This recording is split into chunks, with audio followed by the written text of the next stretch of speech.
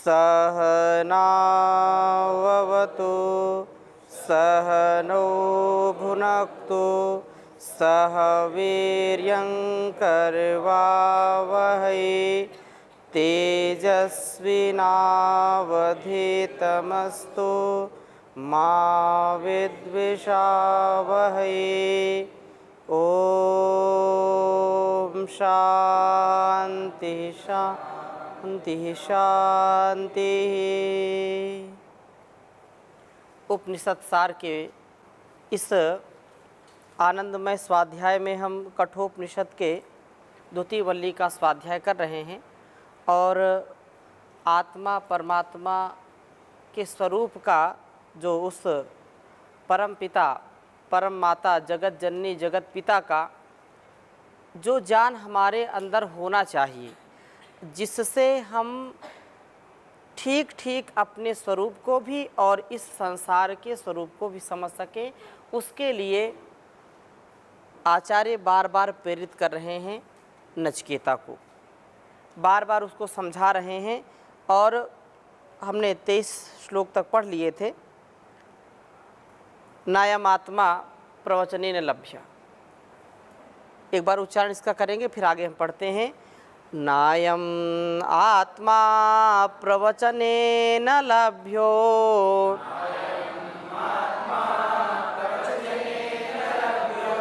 नामे धयाना बहुना श्रुतेना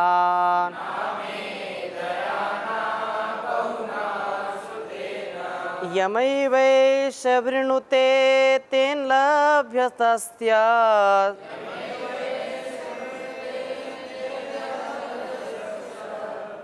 यस्य आत्मा वृणुते तनुं स्वाम येष आत्मा वृणुते तनुं स्वाम।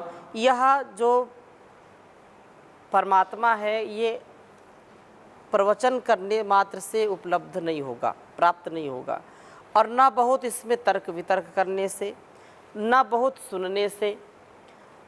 और यमैवेश वृणुते तेन लभ्यः तस्य एषा आत्मा वृणुते तनुं स्वाम।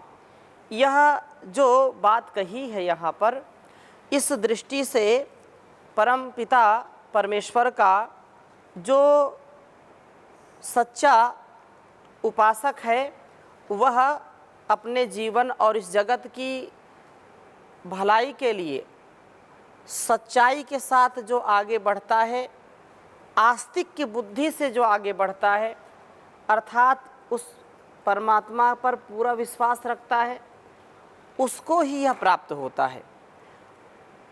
बड़े बड़े प्रवचन करने से या बहुत उसको सुनने से प्राप्त नहीं होता, क्योंकि जब तक आचरण में कोई चीज़ नहीं उतरती है तब तक उसका आनंद, उसका लाभ हमको मिल नहीं सकता है।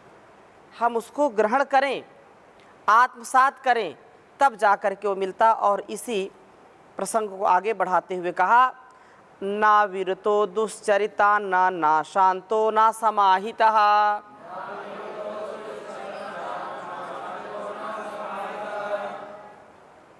ना शांता मनसो वापि प्रज्ञानेनैव आपनुयात्।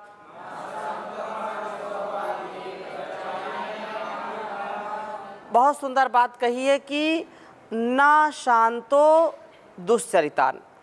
यह जो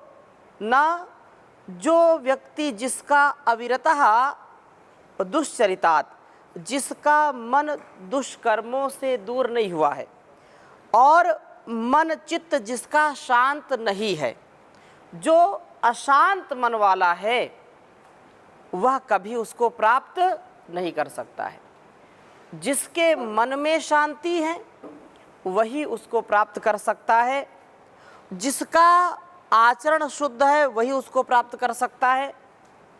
असमाहित मन वाला उस परमपिता परमेश्वर को प्राप्त नहीं कर सकता है। और जिसका चित्त इतस्ततः है, अर्थात जिसके चित्तवृत्ति निरोध में बाधाएं हैं, बिना चित्तवृत्ति निरोध के उसको हम प्राप्त नहीं कर सकते हैं। चित्तवृत्ति निरोध जब करेंगे तो अपने स्वरूप का जो स्वभाव है, जो संस्कार हैं, उनमें दिव्यता आती है और हम स्वयं अपने आप का परिष्कार करते हुए, अपना सुधार करते हुए जब आगे बढ़ते हैं तो हमको स्वयं उसकी अनुभूति होती है। इसलिए यहाँ ये बात कही कि ना अशांत, जो अशांत है वो भी नहीं प्राप्त करता, और जो दुश्चरितात्, जिसका आचरण शुद्ध नहीं है, जिसके जीवन में पवित्र स्वभाव नहीं है, और जो असमाहित मन वाला है, ना जो समाहित नहीं है, अर्थात किसी कार्य को करने के लिए हम उसमें समाहित हो जाते हैं, उसको आत्मसात करते हैं, अंगीकार उसको करते हैं, स्वीकार करते हैं, तो हमको कार्य में सफलता मिलती है। प्रेजेंट बॉडी एब्सेंट माइंड यदि है तो कार्य में सफलता हमको मिलती नहीं है। हम बैठे हैं शरीर से यहाँ, लेकिन मन इधर उधर बाहर टहल रहा है, तो उसकी प्राप्ति हमको होती नहीं है, उपलब्धि नहीं होगी। हाँ, देखने के लिए तो हम उपस्थित हैं यहाँ पर, लेकिन वास्तव में हम उपस्थित होते नहीं हैं, और हमको फिर उस विषय में हमको सफलता भी नहीं मिलती है। और इसलिए कहा कि ना शांत मनसो वापी प्रज्ञानेन, प्रज्ञानेन वही आपनुयात, प्रज्ञा से जो वास्तव में जैसे प्रकर्षण जानाति, जो जैसा जानता है वैसा विशेष रूप से मानता है, जिसकी विशुद्ध मति हो गई है, शुद्ध मति वाला, शुचिता से जिसका जीवन परिपूर्ण है, वास्तव में वही उसको प्राप्त कर सकता है।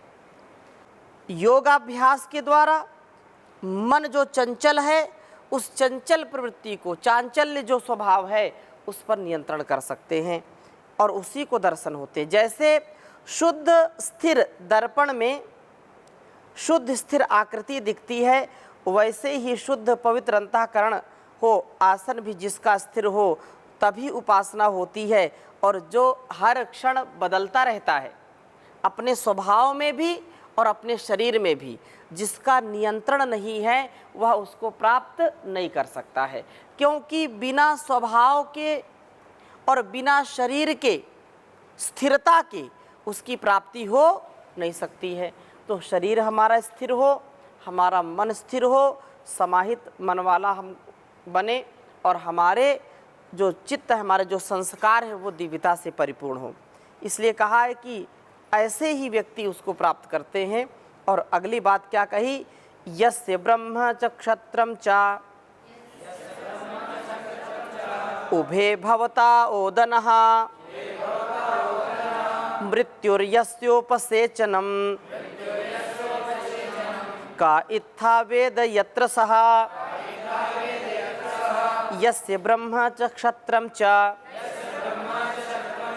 उभे भवता ओदनः मृत्युर्यस्योपसेचनम् का इत्था वेद यत्र सः।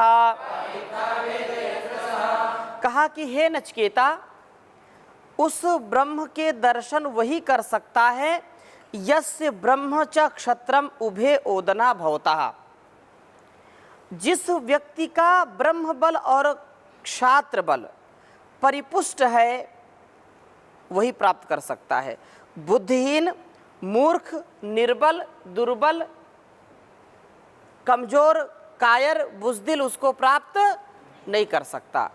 जो शूरमा है, जो धीर वीर गंभीर है, वही उसकी प्राप्ति कर सकता है। कमजोर हृदय वाला, कमजोर संकल्प वाला, कमजोर जिसके अंदर संकल्प हैं, कमजोर शक्ति जिसके अंदर है, उसको प्राप्त नहीं कर सकता, क्योंकि यह पथ तो सूरमाओं का है, धीर वीर गंभीर लोगों का यह मार्ग है, जो अपने तन मन में संपूर्ण जीवन का जो सार है, उस सार को ग्रहण नहीं करते हैं, उस जगदाधार उस परमात्मा का ध्यान नहीं करते हैं, वह उसको प्राप्त करने में कभी भी सफल नहीं हो सकते हैं। इसलिए इस बात को हमको समझ लेना चाहिए, क्योंकि जो उसके स्वरूप को ठीक ठीक नहीं जान सकते, जिसे यही पता नहीं कि मैंने कहाँ जाना और कैसे जाना, किस ओर जाना, कौन सा पथ मेरे लिए कल्याणकारी है, तो उस न जानने वाले व्यक्ति को कि कहाँ जाना है, क्या मेरा गंतव्य है, क्या मेरे जीवन का उद्देश्य है, मुझको क्या पढ़ना क्या नहीं पढ़ना, क्या करना क्या नहीं करना, किस पथ से जाना किस पथ से नहीं जाना, उसका जीवन कभी भी लक्ष्य तक पहुँचेगा क्या? नहीं पहुँचेगा। ये तो बिना पते का लिफाफा है, पत्र बहुत अच्छा लिखा है, लेकिन उसका पता नहीं लिखा कहाँ जाना है। अब हम डाकघर में डाल आए, उदाहरण के लिए, अब तो ऐसा अब तो SMS है और मोबाइल आदि की लोग जो है ईमेल करते हैं, लेकिन ईमेल भी या मैसेज भी आप कितना बड़ा लिख लो, यदि नंबर डायल नहीं करोगे किसमें हमको भेजना है या मेल आईडी नहीं होगी, तब तक आप मेल कहाँ डालोगे? पता आवश्यक है। तो हम अपने गंतव्य को समझें, अपने गंतव्य को जानें और इस जीवन का क्या उद्देश्य है, इस उद्देश्य की पूर्ति के लिए हमको वैसा ही प्रयास करना चाहिए। जो ऐसा प्रयास करते हैं वे जीवन में सफल होते हैं, और जो नहीं, उनको पता ही नहीं है क्या करना क्या नहीं करना, जीवन का उद्देश्य क्या है, वे कभी भी सफल नहीं हो सकते, वे कभी भी आगे नहीं बढ़ सकते। इसलिए बहुत सुंदर चर्चा की है कि जिसका आसन सुदृढ़ नहीं है, जिसके संकल्प सुदृढ़ नहीं, जिसका मन स्थिर नहीं है, उसको पा नहीं सकता। मन का रोगी, शरीर का रोगी कभी भी उस परमात्मा की समाधि, उस ध्यान की अवस्था को प्राप्त नहीं कर पाते। इसलिए प्रयास पूर्वक हम अपने तन को, अपने मन को आरोग्यता से परिपूर्ण करें। मन के रोग और शरीर के रोगों को हम समझें, काम, क्रोध, लोभ, मोह, ईर्ष्या, द्वेष, छल, कपट, ये जो भी हमारे अंदर दुर्गुण हैं, ये मन के विकार हैं। इनको हम क्या कहते हैं? आधि। और जो शरीर में पीड़ा है, हाथ पैर में पीड़ा, जो कभी पेट दर्द, कभी सिर दर्द, कभी कमर दर्द, कभी बुखार, कभी जुखाम, कभी कुछ, ये हो गई हमारी व्याधि, ये शरीर के रोग हैं। तो शरीर और मन के रोग यदि हैं तो हम साधन तो अच्छा पाए हैं, लेकिन साधना उससे अच्छी हो नहीं सकती। इसलिए धर्म अर्थ काम मोक्षाणाम आरोग्य मूलमुत्तमम, ये आरोग्यता बहुत आवश्यक है। और वो आरोग्यता हमको योग से मिलेगी, यज्ञ से मिलेगी, आयुर्वेद से मिलेगी, स्वाध्याय से मिलेगी, साधना से मिलेगी। हमको पूरी दृढ़ता मिलेगी और जीवन के जो लक्ष्य हैं उनकी प्राप्ति हमको हो सकती है। दूसरी बात रहस्य की यह बताई है कि मृत्यु यस्य उपसेचनम, ब्रह्म बल और क्षात्र बल के साथ साथ जिसका जीवन धार्मिक और ईशोपासना से युक्त है, जो पाप रूपी मृत्यु से डरता है और पवित्र जीवन का उपासक, वही ब्रह्म को प्राप्त कर सकता है। कह इत्था वेद, हे नचिकेता, इस रहस्य को साधारण जन जान नहीं सकते, वो जानना भी चाहे तो नहीं कर सकते। और सह, वह जिसने जान लिया, ब्रह्म के परम पद को प्राप्त हो जाता है, अर्थात ब्रह्म के आनंद में लीन हो जाता है। इसीलिए साथ साथ यह हमको समझना चाहिए कि क्षात्र बल भी हमारे अंदर हो और ब्रह्म बल भी हमारे अंदर हो। हमारे अंदर संघर्ष का भी स्वभाव होना चाहिए और हमारे अंदर शांति का भी स्वभाव होना चाहिए। एक और योग का स्वभाव होना चाहिए, दूसरी ओर युद्ध का स्वभाव होना चाहिए। शांति और क्रांति साथ साथ होनी चाहिए, तब जाकर के जीवन वास्तव में हमारा सफल होता है, सजग होता है और हम सुरक्षित होते हैं और दूसरों को भी सुरक्षित कर सकते हैं।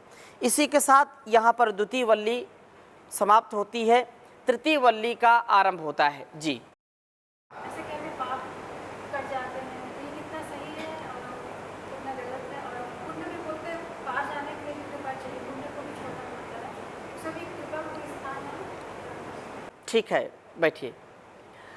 साध्वी जी ने प्रश्न पूछा है कि पाप और पुण्य, जो कुछ भी हम करते हैं उसका परिणाम हमको भोगना ही पड़ता है। तो इसमें लोग बोलते हैं ईश्वर की कृपा से ऐसा हो गया, या बोलते हैं कि ईश्वर की कृपा ने चमत्कार कर दिया, तो चमत्कार के नाम की तो कोई ऐसी उसका लाभ क्या है कि आप भव पार हो गए, मुसीबतों से पार हो गए। भाई जब अच्छा कर्म करेंगे तो अच्छा परिणाम मिलेगा, इसमें ईश्वर का क्या विशेष योगदान रहा। हम पुण्य करेंगे तो वास्तव में वो तो सफलता मिलेगी, हमको अच्छे अच्छे भोग मिलेंगे, अच्छे अच्छे लोग मिलेंगे। लेकिन यदि पाप किया है तो वैसा परिणाम मिलेगा। तो जो जैसा करेगा वो तो ठीक है, लेकिन ये कृपा, फिर कृपा किस बात की? कृपा तो कोई नहीं। एक कृपा तो ये है कि ठीक है, जैसा जो करेगा वैसा उसको मिलेगा, ये भी उसकी कृपा है। और एक कृपा ये है कि जो उसकी आज्ञा के अनुसार चलता है वो हमेशा आनंद में रहता है, कैसी भी स्थिति हो, मना स्थिति उसकी कभी विपरीत नहीं होती है। ये परिणाम उसकी कृपा है। अब कोई व्यक्ति करोड़पति है, अरबपति, खरबपति है, लेकिन इतना रोगी हो गया है कि कुछ खा पी नहीं सकता है, उसको डॉक्टर ने बता दिया है कि नहीं खाना। बहुत अच्छे अच्छे बिस्तर हैं, मखमली शैया है, नींद नहीं आती है, करवटें बदलता रहता है, नींद की गोली खाता है, भूख नहीं लगती है, सब कुछ है, पूरा बादाम, किशमिश, काजू, मुनक्का, पिस्ता सब है, लेकिन एक मुट्ठी वो खा नहीं सकता क्योंकि हाजमा ही नहीं ठीक है। उसके ऊपर विशेष कृपा नहीं है। एक कृपा तो है, ठीक है, उसके पास धन संपदा है। एक बिल्कुल खाकपति है, लखपति भी नहीं है, और उसको खूब बढ़िया नींद आती है और खूब उसको भूख लगती है, जो भी खाता है उसको स्वाद आता है। तो कृपा किसके ऊपर ज़्यादा है? जो रसना से स्वाद ले सकता है और जो आनंद से कांटों पर भी सो सकता है, वो ज़्यादा सुखी है कि ऊपर जो बहुत अट्टालिकाओं में सोता है और नींद नहीं आती, उसको नींद की गोली खाना पड़ता है। कौन सुखी है? खाकपति सुखी है, क्योंकि आराम से अपने जो दिनचर्या उसको तो पालन करता है। तो इसलिए परम पिता परमेश्वर की जो व्यवस्था है, न्याय व्यवस्था, बहुत निराली है। और ऐसा जो जीवन जीता है वास्तव में वो सबसे बड़ा सौभाग्यशाली है। तृतीय वल्ली में आगे हम चर्चा बढ़ाएंगे। जो दूसरी वल्ली थी उसमें श्रेय प्रेय मार्ग क्या है, इसके विषय में आपने सुना, समझा, जाना। और कौन श्रेयगामी और कौन प्रेयगामी होता है इसके विषय में ही बताया। किसको ब्रह्म विद्या अच्छी लगती, किसको अच्छी नहीं लगती है, कौन ब्रह्म विद्या को प्राप्त कर सकता है, कौन नहीं कर सकता है, इसके विषय में यमाचार्य ने नचिकेता को उपदेश किया। अब इस तृतीय वल्ली में ऋत क्या है, इसके विषय में शरीर आत्मा का क्या संबंध है, कौन ज्ञानी है कौन अज्ञानी है, इसका विस्तार से वर्णन किया है। और ब्रह्म विद्या का ही यह अंग एक है। तो सावधानी से आगे बढ़ते हैं। ऋतं पिबन्तौ सुकृतास्य लोके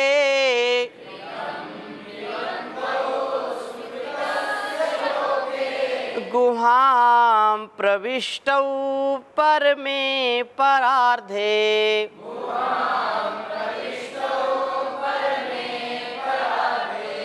छाया तपौ ब्रह्मविदो वदन्ति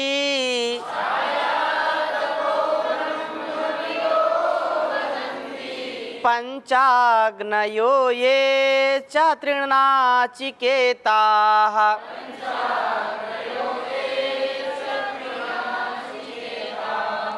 बहुत सुंदर बात कही है कि ऋतम, ऋत वह है जिसका कभी परिवर्तन होता नहीं है। सत्यंच ऋतंच, सत्य और ऋत, ऋत नियम और सत्य नियम दो होते हैं। तो इस प्रकार से कहा सदा एक रस रहता है, इसलिए जीव और ब्रह्म को ऋतम पिबंतो, एक रस रहने वाला अर्थात अजर अमर नित्य शुद्ध बुद्ध आदि कहा है। ये शाश्वत जो सत्य है, जो कभी बदलता नहीं है, एक बदलने वाला है एक बदलने वाला नहीं है। तो जो ऋत है जो कभी बदलता नहीं है, और एक सत्य है। जैसे सूर्य हमको ताप देता है, हमको ऊष्मा देता, गर्मी देता है। ये क्या है? ये शाश्वत सत्य है। जब जब सूर्य होगा तब तब उससे गर्मी निकलेगी, ये कभी उससे ठंडी नहीं निकल सकती, ये शाश्वत सत्य है। लेकिन सूर्य, अब ये हम कहें कि सूर्योदय किस समय होता है? कुछ समय होता है निर्धारित, कभी 5, 5:30 बजे, कभी 6 बजे, कभी 7:30 बजे, ये अलग अलग बदलते रहते हैं ना।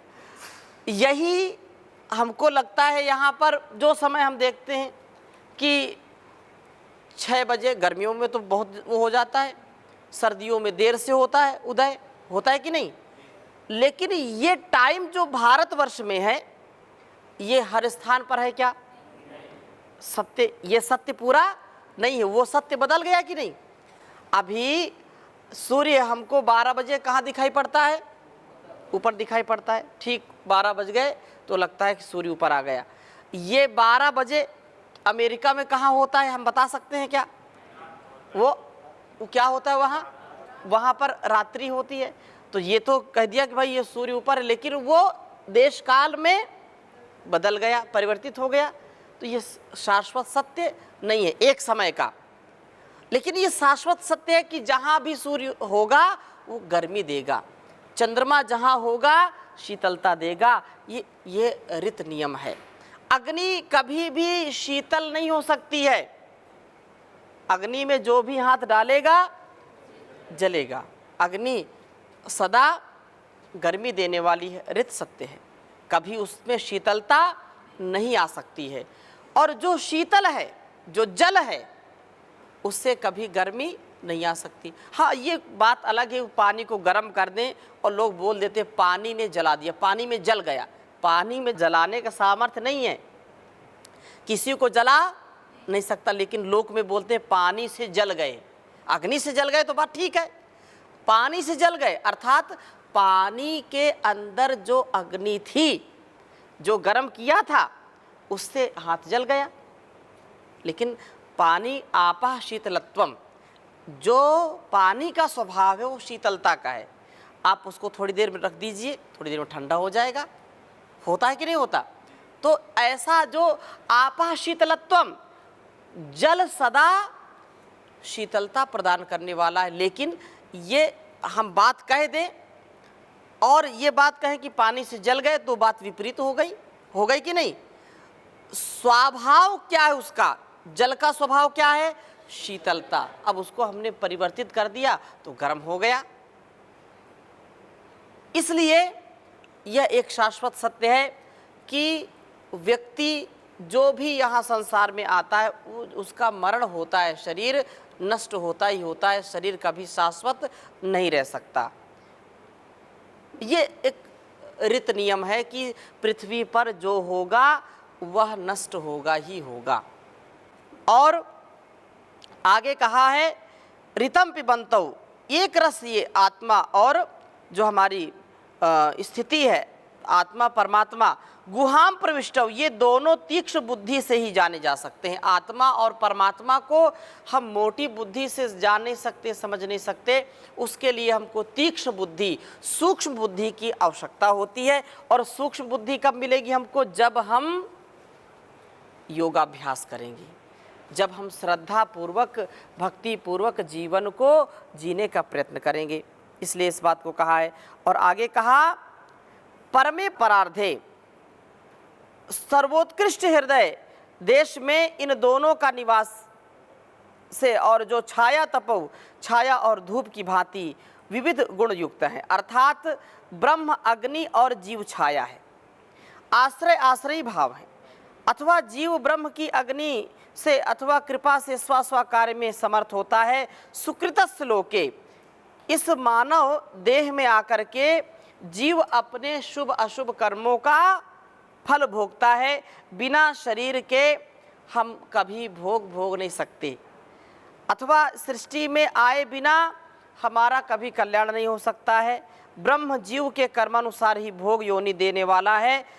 ऐसा ब्रह्म विदो वदंती, जो उस ब्रह्म को जानते हैं, उसकी जो व्यवस्था है उसको जानते हैं, उससे अपने जीवन को जागृत करते हैं, विकसित करते हैं, ऊर्जा से परिपूर्ण करते हैं, तो वे लोग कहते हैं। इस प्रकार से ब्रह्म के को वो प्राप्त कर सकते हैं। ये पंचाग्नया त्रिनाचिकेता च, जिन्होंने पांचों ज्ञानेन्द्रियां रूपी जो अग्नि हैं उनको जो वश में कर लेता है, पंचाग्नियों को जो वश में कर लेता है, वही उसको प्राप्त करता है। और ज्ञान कर्म उपासना में जो सदा रत रहते हैं, असंयमी और वेद ज्ञान से, यज्ञ शुभ कर्मों से और उपासना से जो रहित हैं, उस ब्रह्म को कभी भी प्राप्त नहीं कर सकते हैं। उस ब्रह्म को प्राप्त करने के लिए शुद्ध ज्ञान, शुद्ध कर्म और शुद्ध उपासना से हमको युक्त होना पड़ेगा। वेद अनुकूल आचरण करना पड़ेगा। शास्त्रोक्त ऋषि प्रोक्त जीवन जी करके ही हम इसको प्राप्त कर सकते हैं, ऐसा तुम निश्चय से जानो नचिकेता। और इसके बाद बहुत सुंदर प्रसंग है कि वास्तव में आत्मा क्या है, परमात्मा क्या है, उसको एक प्रसंग के साथ समझाने का प्रयास किया है। तो आज की कक्षा को यहीं पर विराम देते हैं, शेष चर्चा अगली कक्षा में करेंगे।